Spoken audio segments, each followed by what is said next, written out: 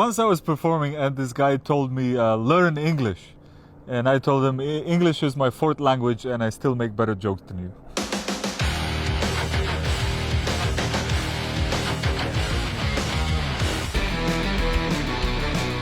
Mine is just make your hair bigger. I fully subscribe to the Dolly Parton, the bigger the hair, the closer to God school of thought. And also, I think it's because when I get nervous before gigs, I try and make my hair as big as I can. You know, like when an animal's scared and it makes itself bigger. That's basically what I'm doing with all the backcombing. The weird habits and rituals before I perform is that I perform my whole set to my really judgmental cat before almost every gig.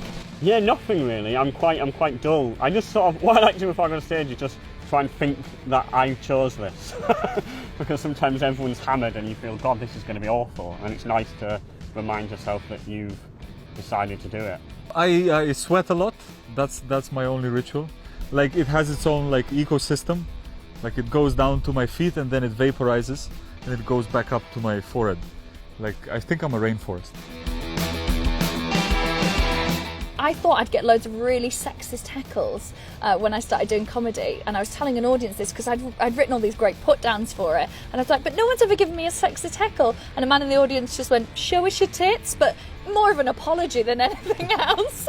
That's my favourite heckle I've ever had. I did a gig at a place called the Hyena in Newcastle, and it's like a lot of stag and hen do's, and there was a person dressed as a giant penis, like an inflatable penis.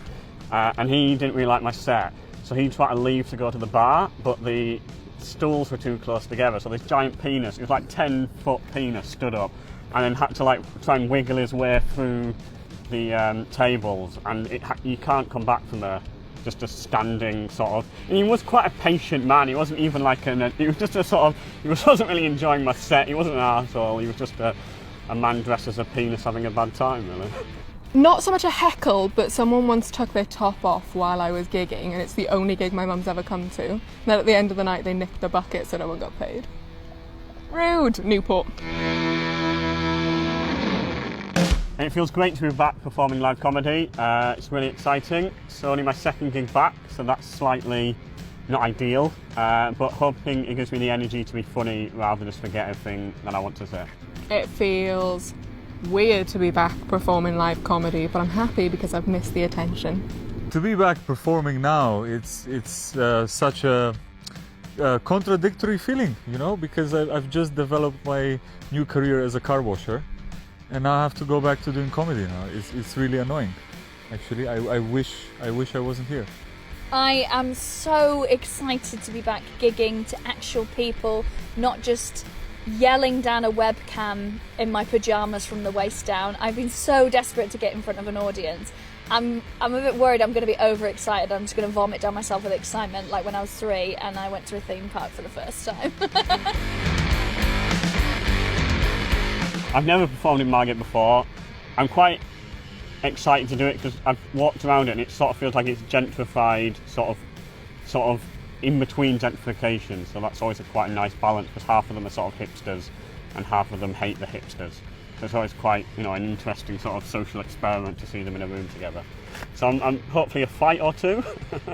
I have never even been to Margate before, let alone performed here, so I'm so excited about performing to a Margate audience. It's got this really cool vibe. It reminds me a lot of where I'm from, like the North Wales seaside towns, in that it's like got a cool sort of hipstery vibe, some good charity shops, but just a whiff of heroin in the air, like all the seaside towns in the UK. So I can't wait to see what the audience is like. What I'm looking forward to most about performing to a Margate audience is the fact that they're not an audience in Newport who are going to take their tops off in front of my mum. I've performed here once before. It was around New Year last year, and it was great. Like, the audience here is like, they're very up for it. They're very loud, which I like because it feels like they're coming from my region as well. You know, the Balkan people are always loud and shouting in a good way. So I'm looking forward to that.